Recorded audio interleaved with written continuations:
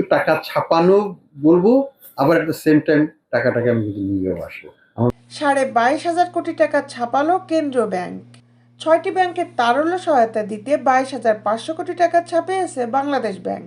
বৃহস্পতিবার 28 নভেম্বর মতিঝিলে বাংলাদেশ ব্যাংকের প্রধান কার্যালয়ে দেশের আর্থিক খাতের সমসাময়িক ইস্যু নিয়ে সাংবাদিকদের সঙ্গে আলাপকালে governor doctor Ahsan H Mansur একথা বলেন। এ সময় তিনি বলেন, তারল্য সংকটে ভুগতে থাকা দুর্বল ব্যাংকগুলোকে সহায়তা করতে ঋণ দিচ্ছে সবল ব্যাংকগুলো। পাশাপাশি কেন্দ্রীয় ব্যাংক 22,500 কোটি টাকা ছাপিয়ে 6টি ব্যাংকের তারল্য সহায়তা দিয়েছে। টাকা ছাপানোর সিদ্ধান্ত থেকে সাময়িক সরে এসে এই সহায়তা দেওয়া হয়। তিনি আরও বলেন, বন্ড ছাড়ার মাধ্যমে এসব টাকা তুলে নেব। আমাদের টাইট পলিসি থাকবে, এক হাতে দেব, অন্য হাতে তুলে নেব। এতে বাজারেও অস্থিরতা তৈরি হবে না।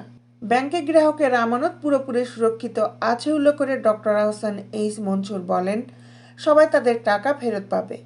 কোনো ব্যাংকে তারল্য সংকট দেখা দিলে বাংলাদেশ ব্যাংক তাদের পাশে দাঁড়াবে। 1 ডিসেম্বর থেকে ব্যাংকে অনেক পরিবর্তন দেখতে পাবে গ্রাহকরা।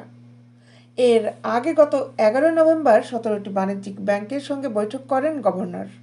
বৈঠকে তিনি বলেন, আর্থিক অনিয়মে দুর্বল হয়ে পড়া ব্যাংকে আরও বেশি অর্থ সহায়তা দিতে হবে সবল ব্যাংকগুলোকে।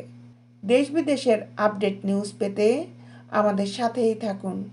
Justice television, Dhaka.